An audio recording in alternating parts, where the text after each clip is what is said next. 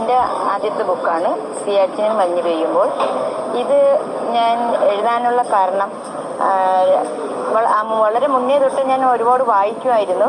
പക്ഷേ എഴുത്ത് എൻ്റെ ജീവിതത്തിൽ ഭാഗമാവും എന്ന് ഞാൻ ഒരിക്കലും കരുതിയിരുന്നില്ല. ആദ്യമാദ്യം എൻ്റെ സങ്കടങ്ങൾ എഴുതി.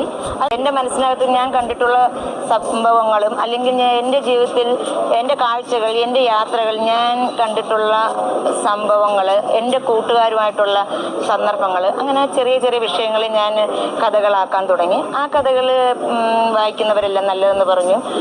പല പ്രസിദ്ധീകരണങ്ങളിലും കഥകൾ പ്രസിദ്ധീകരിച്ച് വന്നു. അങ്ങനെ ഏകദേശം ഒരു 4-5 വർഷം കഴിഞ്ഞപ്പം ഈ കഥകളെല്ലാം കൂടെ ചേർത്തൊരു പുസ്തകമാക്കിയാൽ എന്നൊരു ചിന്ത വന്നു. അങ്ങനെ ഞാൻ എൻ്റെ ആദ്യം ഇറങ്ങിയ പുസ്തകമാണ് സിയാച്ചിനിൽ മഞ്ഞ് പെയ്യുമ്പോൾ. സിയാച്ചിനിൽ മഞ്ഞ് പെയ്യുമ്പോൾ എന്നത് എൻ്റെ പ്രഥമ കഥാസമാഹാരമാണ്. പരിചിത മേഖലകളിൽ നിന്ന് കണ്ടെടുത്ത് സ്വരൂപൂട്ടിയതാണ് ഇതിലെ കഥകളും കഥാപാത്രങ്ങളും. ചിലപ്പോൾ ഇവരൊക്കെ നിങ്ങൾക്കും സുപരിചിതരായേക്കാം. ഇരുട്ടി വെളുത്തപ്പോൾ ഒറ്റയ്ക്കായി പോയ എനിക്ക് ജീവിതം മുന്നോട്ട് കൊണ്ടുപോകണമെങ്കിൽ എന്തെങ്കിലും കൂടിയേ തീരുമായിരുന്നുള്ളൂ.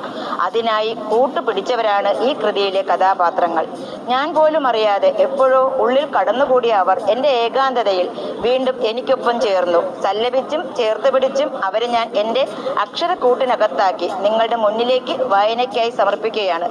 ഒരു ചെറിയ ലോകത്ത് നിന്ന് ചെറിയ കാലത്തിലോ ഒരു ചെറിയ ലോകത്തോ ജീവിക്കുന്ന ഒരു വ്യക്തിക്ക് വിശാലമായ ലോകത്തെക്കുറിച്ചും വിശാലമായ കാലത്തെക്കുറിച്ചും ബോധ്യപ്പെടുന്നതിന് നമുക്ക് പുസ്തകങ്ങൾ വളരെ ഉപകാരമാണ്. അപ്പം അതുകൊണ്ട് വളരെ ആഴത്തിൽ വായിക്കുകയും എൻ്റേതായ ഒരു ലോകം എനിക്ക് അവിടെ എൻ്റെ വിഷമങ്ങളെ മറന്നുകൊണ്ട് ആ ലോകത്തിലേക്ക് എനിക്ക് കടക്കാൻ കഴിയുകയും ചെയ്യുന്നു എന്നുള്ളതാണ് വായനയിലൂടെ യാത്രയിലൂടെയും ഞാൻ നേടുന്നത്.